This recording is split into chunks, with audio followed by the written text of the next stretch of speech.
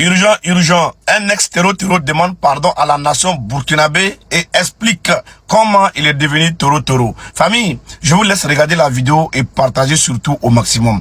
J'ai dit partager au maximum. Il demande pardon à la nation et il explique comment il est devenu Toro. Suivez la vidéo attentivement et partagez au maximum. Situation. J'étais un élève, j'ai 12 ans. J'ai fait 6e. Les Jadis sont venus là-bas, chercher les gens là. Puis j'ai parti reposer. Et puis dit mon papa, je vais aller à l'école là. Et puis il n'a pas de moyens. Puis j'ai reposé. Mon grand frère a venu là-bas prendre moi. Parti garder les animaux. Un jour, les Jadis sont venus trouver moi dans la brousse. Et puis il a dit que de venir sur eux. Puis j'ai parti là-bas. Et puis quand j'étais là-bas, j'ai souffert. Et puis les FDS sont venus là-bas. Les FDS sont venus là-bas, mettez-moi en ville. Et puis j'ai dit que je vais reprendre à l'école là, venir un enseignant. Et puis quand je venais un enseignant, je vais enseigner les enfants pour que les Jadis n'étaient pas plantés, pour qu'ils savoient. Donc, je dis les FDS les merci pour que les enfants de savoir ne peuvent pas partir là-bas tirer les sons au hasard. Regardons ensemble cette vidéo-là et puis on lui pose des questions. Regardons ensemble, enfin, de quel Burkina il parle en fait. Regardez les deux pieds. Le Burkina Faso, ce pays d'Afrique de l'Ouest, illustre aujourd'hui l'échec dramatique de la junte militaire au pouvoir depuis le coup d'État de 2022. En 4 ans, le pays s'est progressivement isolé de la communauté internationale, a été suspendu de plusieurs organisations régionales et internationales, tandis que les libertés fondamentales y sont méthodiquement réduites. Dans le même temps, la situation sécuritaire s'est aggravée. Plus de la moitié du territoire échappe au contrôle de l'État et plusieurs millions de Burkinabés ont été déplacés et ont besoin d'une aide humanitaire. Après plus de 10 ans de lutte contre le terrorisme, avec l'appui de la France et de l'Europe, coupé de ses anciens partenaires, le Burkina Faso sombre dans le chaos. Il est devenu un sanctuaire pour les groupes islamistes terroristes et la criminalité organisée, faisant peser une menace croissante sur ses pays voisins, les plus dynamiques économiquement de la région, Côte d'Ivoire, Ghana, Togo ou Bénin. Cette résolution a raison de rappeler au soutien de la société civile et des acteurs humanitaires. Mais nous devons aussi assumer une responsabilité stratégique, renforcer notre soutien aux États voisins qui constituent aujourd'hui la première ligne de défense contre la déstabilisation de toute l'Afrique de l'Ouest. Car quand l'Afrique de l'Ouest vacille, c'est l'Europe qui va vaciller. Tu parles du Burkina, une ville en France ou bien tu parles du Burkina, le pays de l'Afrique de l'Ouest que nous on connaît là. Le pays du président Ibrahim Traoré, le pays des hommes internes, c'est de ce pays-là que je parle. Non, mon gars, il faut te le mettre à jour. Tu vois, le président Ibrahim Traoré, quand lui il parle, il lit pas fluide. Tu vois, tu as mis une fluide, tu as mis lire. C'est ce qu'on t'a dit de lire que tu es en train de lire. Voilà, sinon c'est pas ce que toi tu sais. C'est autant de blesses qu'on peut ouvrir là. Le Burkina était un sanctuaire pour les terroristes. Parce que autant de blesses qu'on peut ouvrir, les gars d'Agali, tous ceux qui étaient là-bas, ils étaient au Burkina. Mais, alors on est parlé du sanctuaire des terroristes au Burkina. Mais parle d'abord des pays qui pêchent ces terroristes-là. Il y a la Côte d'Ivoire, il y a le Bénin, il y a la Mauritanie, il y a l'Algérie. C'est eux qui pêchent ces terroristes-là. Donc parlez de comment vous êtes de pêche. C'est ce qu'on croit. On va s'en faire pression de notre Guyane. Famille, salam alaikum. Famille, en fait, cette vidéo, c'est quelque chose qui m'horripile, en fait. Mais ça peut m'énerver, mais en réalité, moi, j'avais tout simplement envie de dire à ce député français-là. Je dis, quand tu as 14 pays africains, et vous passez tout votre temps à dire que les Africains sont pauvres, les Africains, ça vous coûte cher. Mais c'est simple. Si dans la sous-région là, africaine, là, ouest africaine, là, vous avez un pays pauvre comme le Burkina Faso qui vous dit merde, qui vous dit, écoutez les gars, lâchez-moi, laissez-moi dans ma pauvreté. Mais moi, en tant que député français ou en tant que nation française, je dois au contraire être contente parce que c'est un pauvre en moins à s'occuper.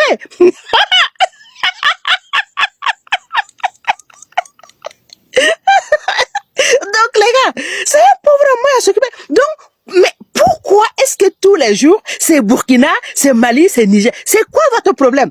Donc, votre affaire là, c'est pas ça. Donc, réellement, là, le Burkina, les gars, lui là, il vient de me... Mais avant, j'avais des doutes.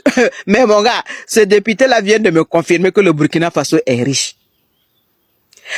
Mais les gars, amusement à part là quoi, il faut qu'on se prépare. Hiver noir là n'est pas loin. Le Burkina Faso, ce pays d'Afrique de l'Ouest, illustre aujourd'hui l'échec dramatique de la junte militaire au pouvoir depuis le coup d'État de 2022. En 4 ans, le pays s'est progressivement isolé de la communauté internationale, a été suspendu de plusieurs organisations régionales et internationales, tandis que les libertés fondamentales y sont méthodiquement réduites. Dans le même temps, la situation sécuritaire s'est aggravée. Plus de la moitié du territoire échappe au contrôle de l'État et plusieurs millions de Burkinabés ont été déplacés et ont besoin d'une aide humanitaire. Après plus de 10 ans de lutte contre le terrorisme, avec l'appui de la France et de l'Europe, coupé de ses anciens partenaires, le Burkina Faso sombre dans le chaos. Il est devenu un sanctuaire pour les groupes islamistes terroristes et la criminalité organisée, faisant peser une menace croissante sur ses pays voisins, les plus dynamiques économiquement de la région, Côte d'Ivoire, Ghana, Togo ou Bénin. Cette résolution a raison de rappeler au soutien de la société civile et des acteurs humanitaires. Êtes-vous africain? Êtes-vous burkinabé? De quoi je me mêle? Hein? Avez-vous fini de parler de vos propres pays là? Vos défis là, vous avez fini de tous les relever? Parce qu'on vous a soif maintenant. De quel Burkina parlez-vous juste? Le même et unique Burkina Faso que nous tous nous connaissons là? Ah! La manipulation que vous avez faite en Libye là, ça ne va plus se passer dans aucun pays africain. Nous ne sommes pas comme les Libyens. On va vous suivre bêtement et se rebeller, se révolter contre nos dirigeants. C'est nous qui vivons toutes ces réalités.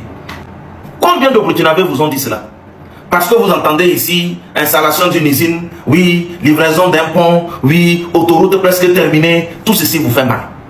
Parce que l'armée et les VDP sont lourdement bien équipés, ça vous fait mal. Il faut maintenant descendre dans la manipulation. Au niveau de la communication, vous continuez toujours pas à instiguer, oui, inciter. Ouais, l'impérialiste, l'élève têtu, on peut le renvoyer 1000 fois, il reviendra sous plusieurs formes.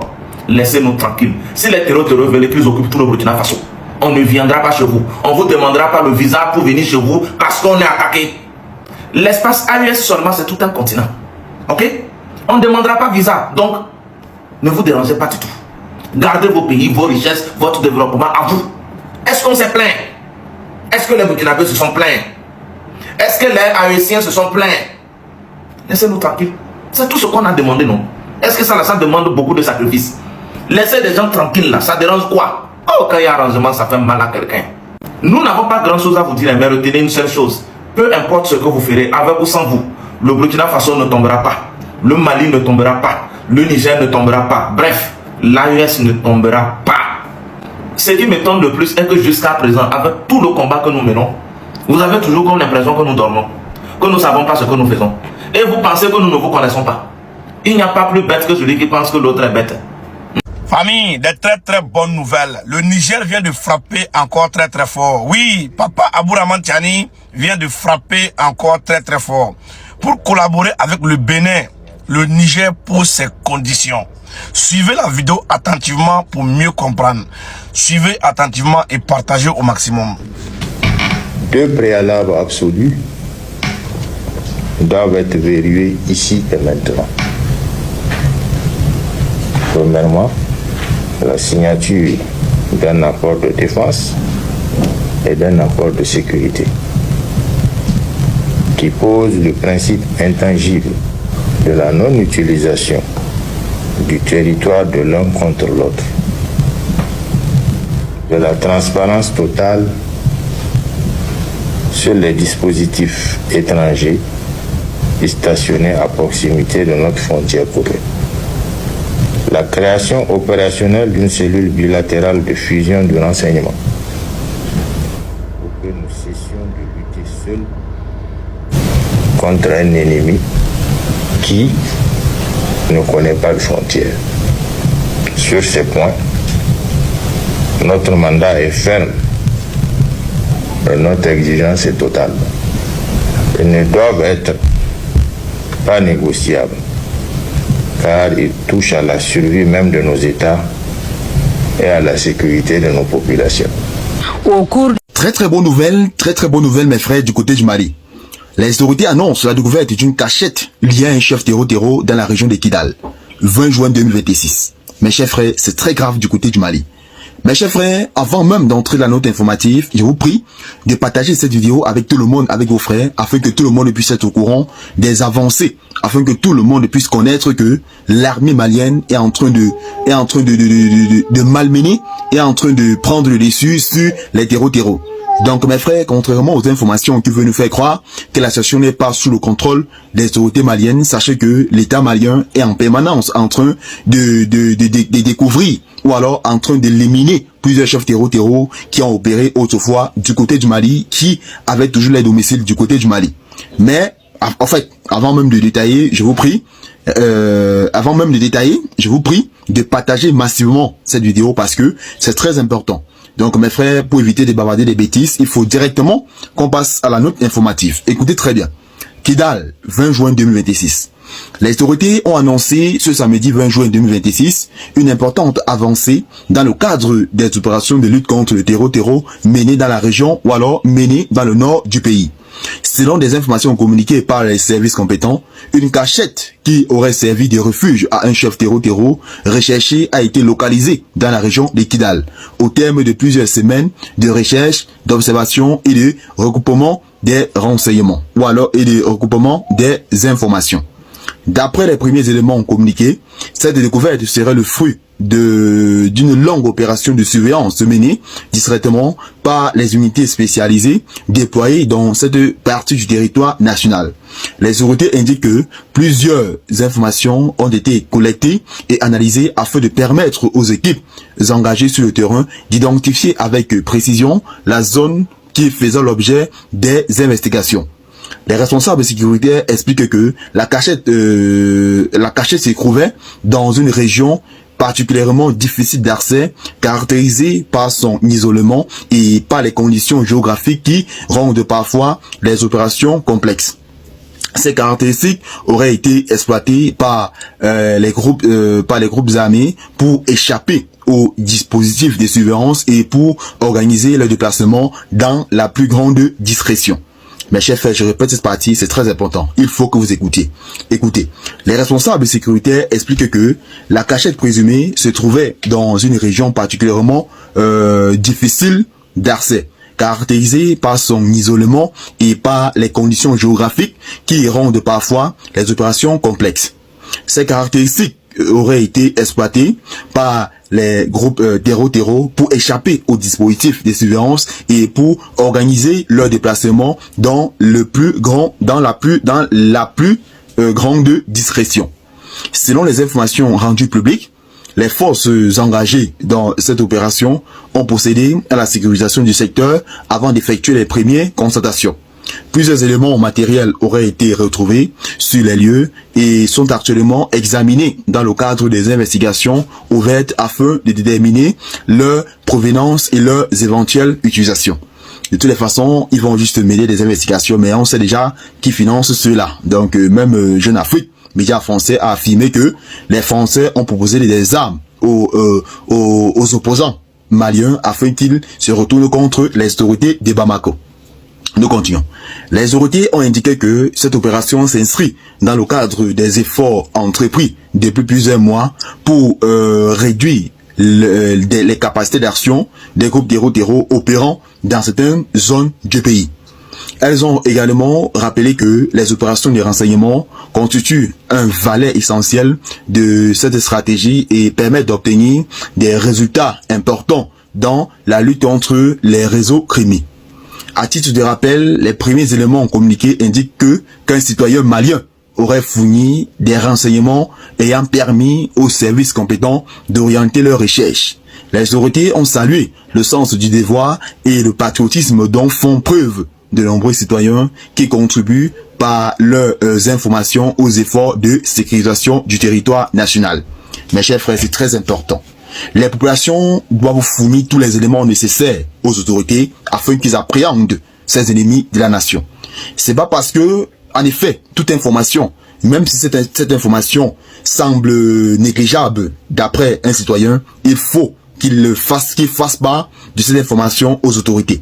Parce que même une information, aussi petite soit-elle, peut conduire à l'arrestation ou alors au démantèlement d'un très grand réseau terreau qui sévit du côté du Mali.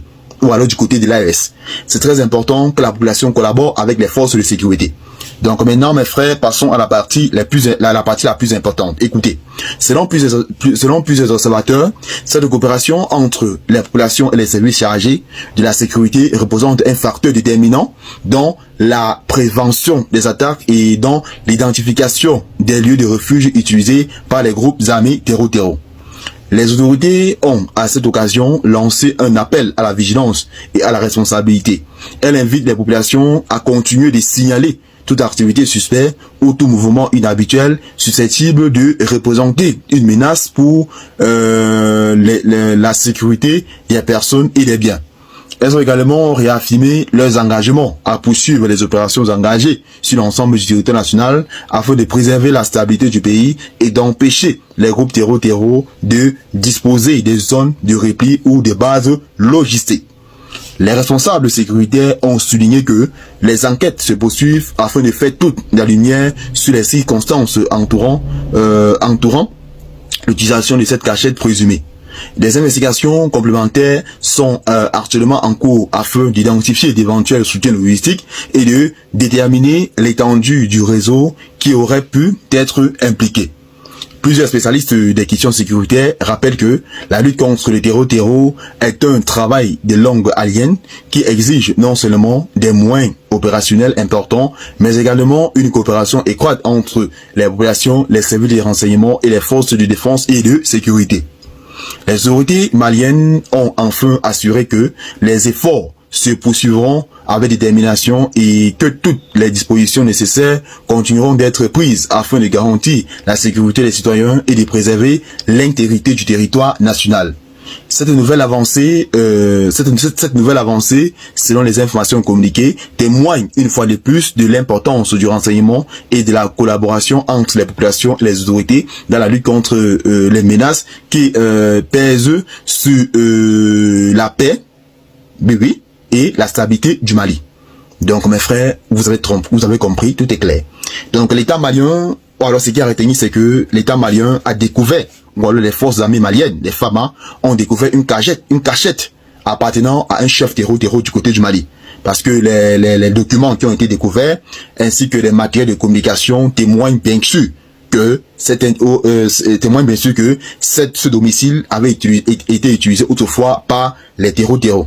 Donc mes frères, espérons que cette découverte contribuera à l'arrestation de ce présumé chef terror dont sa cachette a été découverte.